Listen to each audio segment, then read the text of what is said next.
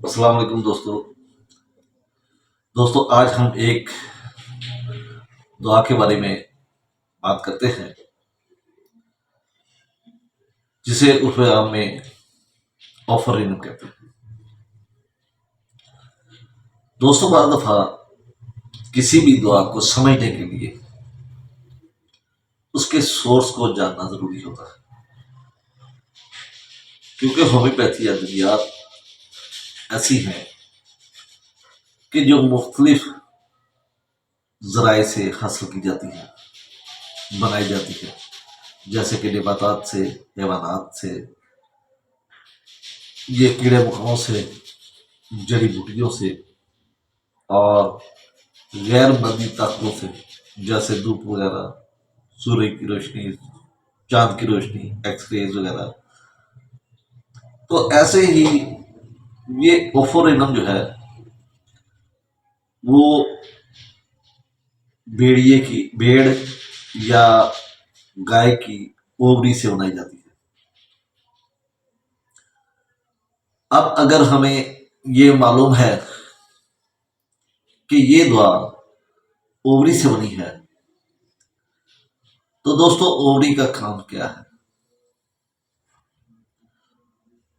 Ovary मुख्तलिफ hormone पैदा करती है और मेंसेस का सारा निज़ाम जो है वो उसी के ताबे होता है। अब अगर जिस्म से ओवरी निकाल दी जाए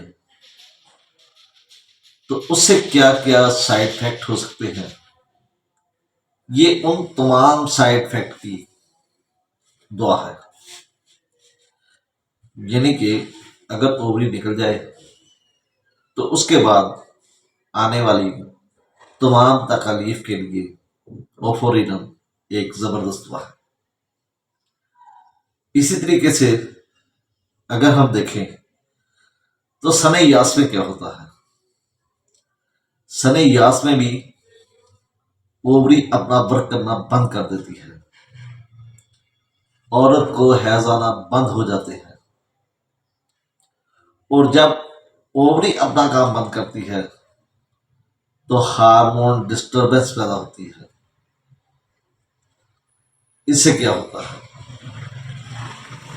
जिसम में हीट फ्लैशेस आते हैं, ब्लड प्रेशर बढ़ना शुरू हो जाता है, मरीज चिड़चिड़ा हो जाता है।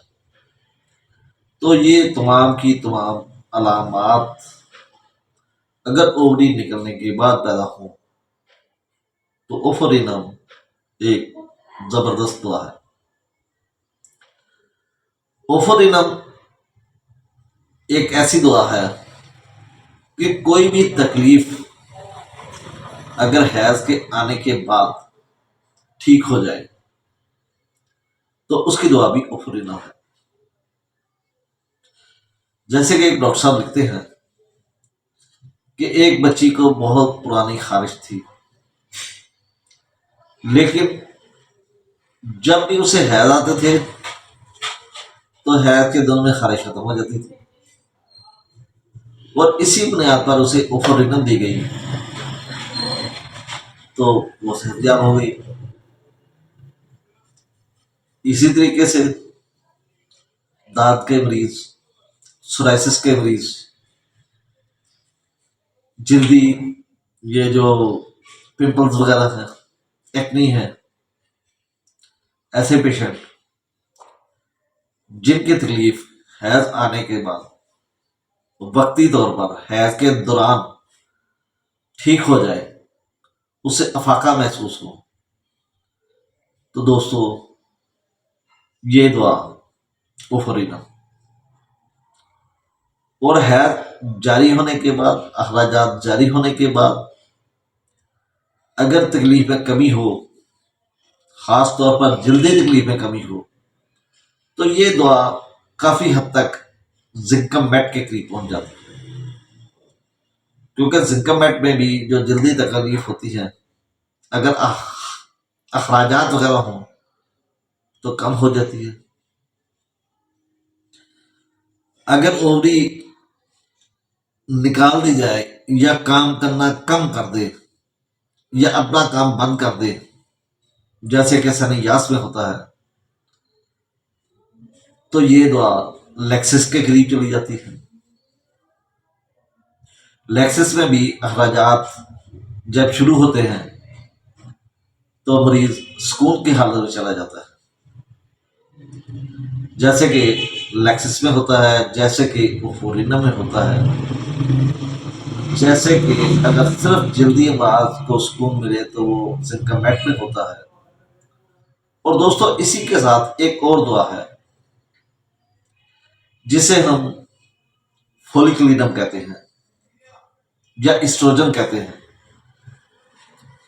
असल में जब पूरी जिस्म से निकल जाती है तो एस्ट्रोजन हार्मोन भी डिस्टर्ब होता है।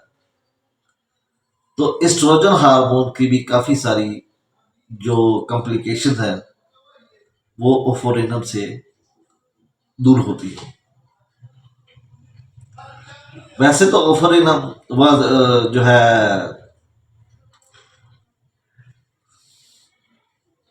एस्ट्रोजन हार्मोन यानी कि फोलिक हार्मोन, ये डॉक्टर इस्लार साहब ने अपनी किताब में लिखा है कि अगर कोई भी औरत कंट्रासेप्टिक अद्वियात इस्तेमाल करती हो और उसके बाद जो तकलीफें होती हैं उसके लिए एस्ट्रोजन हार्मोन है, एस्ट्रोजन पोटेंसी में देना पड़ता है।